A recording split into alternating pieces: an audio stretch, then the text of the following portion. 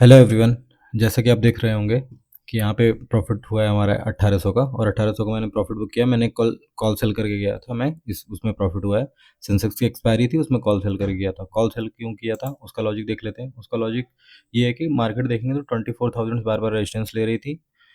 पहला रीज़न। दूसरा रीज़न ये है कि जो एफ की पोजीशन है आपने देखी होगी, बहुत ही हैवी शॉर्ट में थे। मार्केट तो गैप अप खुल गई है, लेकिन जो है कि उनके पास शॉर्ट पोजीशन अभी भी थी, और वो एक दिन में तो बुक नहीं करेंगे, ये पता था उसको। वो बुक करने के लिए वो नीचे मार्केट पे ज़रूर लाएंगे।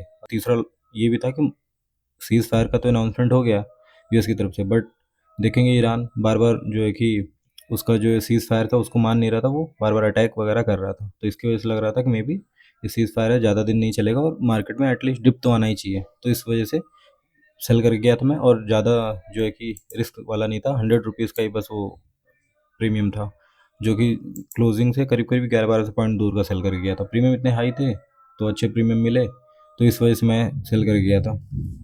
तो ऐसे आप भी समझ सकते हैं कि रिस्क कम होते हुए आप जो कि डिसाइड करिए कि 1% गैप अप अगर मार्केट होती तो भी हम बच जाते, क्योंकि आज एक्सपायरी थी, और जो है कि मार्केट 1% गैप अप होने के बाद भी वहाँ तक नहीं पहुँच पाती, तो प्रीमियम डिके होना ही था।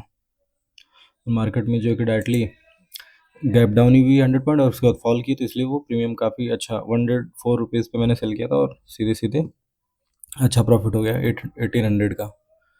और अगर अभी हम देखें तो अभी हम क्या लग रहा है, अभी ऐसा लग रहा है कि मार्केट तो गैप डाउन हुई थी, ये ट्रेड भी आप पकड़ सकते थे अगर आप देखे होंगे तो।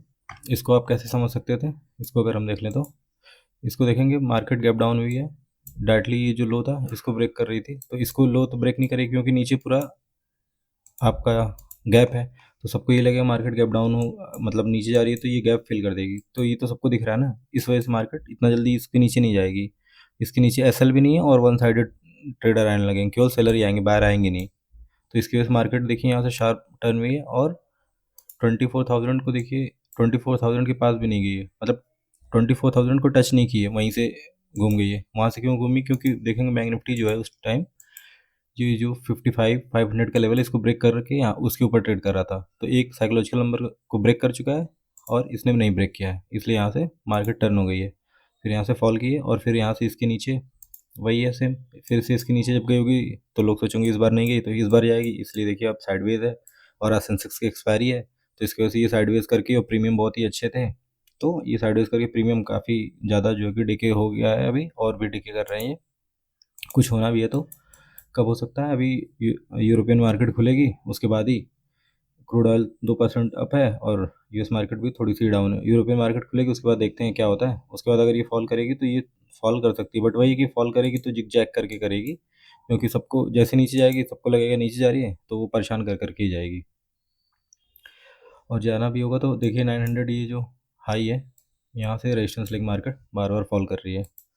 और बैंक निफ्टी भी आपका काफ़ी जो है कि ऊपर नीचे करा है। बैंक निफ्टी का प्रीमियम अगर आप देखेंगे तो यहाँ पे आप बहुत ही अच्छा जज कर सकते थे।